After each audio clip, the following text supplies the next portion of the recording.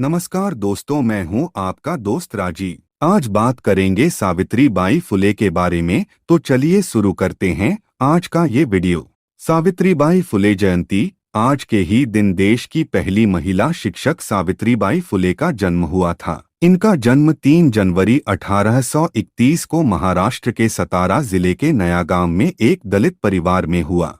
इनके पिता का नाम खंडोजी नैवेसे और माता का नाम लक्ष्मी था। सावित्रीबाई फुले शिक्षक होने के साथ भारत के नारी मुक्ति आंदोलन की पहली नेता, समाज सुधारक और मराठी कवयित्री भी थी। इन्हें बालिकाओं को शिक्षित करने के लिए समाज का कड़ा विरोध झेलना पड़ा था। कई बार तो ऐसा भी हुआ जब इन्हें समाज के ठेकेदारों से पत्थर भी खाने पड़े। आज भारत की महिलाएं भले ही टेक्नोलॉजी से लेकर स्पेस तक में अपना वर्चस्व स्थापित कर चुके हों, लेकिन आज़ादी के पहले तक भारत में महिलाओं की गिनती 2 दर्जे में होती थी। आज की तरह उन्हें शिक्षा का अधिकार नहीं था। वहीं अगर बात 18वीं सदी की करें तो उस समय महिलाओं का स्कूल जाना भी पाप समझा जाता था।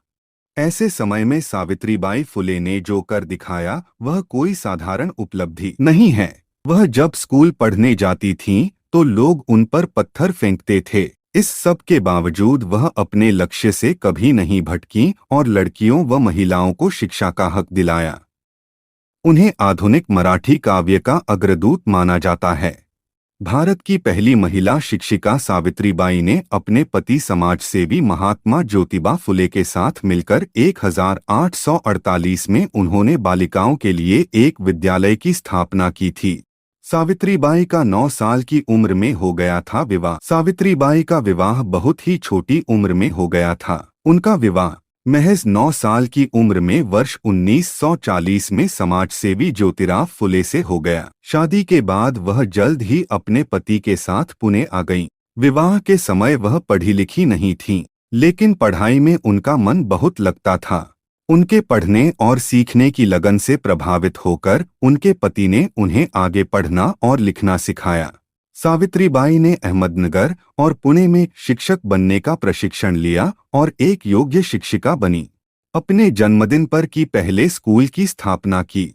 सावित्रीबाई ने अपने 18वें जन्मदिवस पर 3 जनवरी 1848 को पुणे में अपने पति के साथ मिलकर पहले स्कूल की स्थापना की, जिसमें विभिन्न जातियों की 9 छात्राओं को दाखिला दिया गया। एक वर्ष में सावित्रीबाई और महात्मा फुले 5 नए विद्यालय खोलने में सफल हुए।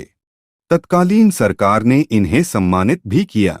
एक महिला प्रिंसिपल के लिए सन 1848 में बालिका विद्यालय चलाना कितना मुश्किल रहा होगा, इसकी कल्पना शायद आज भी नहीं की जा सकती। लड़कियों की शिक्षा पर उस समय सामाजिक पाबंदी थी। सावित्रीबाई फुले उस दौर में न सिर्फ खुद पढ़ी बल्कि दूसरी लड़कियों के पढ़ने का भी बंदोबस्त किया। शिक्षा देने के बदले लोग पत्थर मारते, गंदगी फेंकते।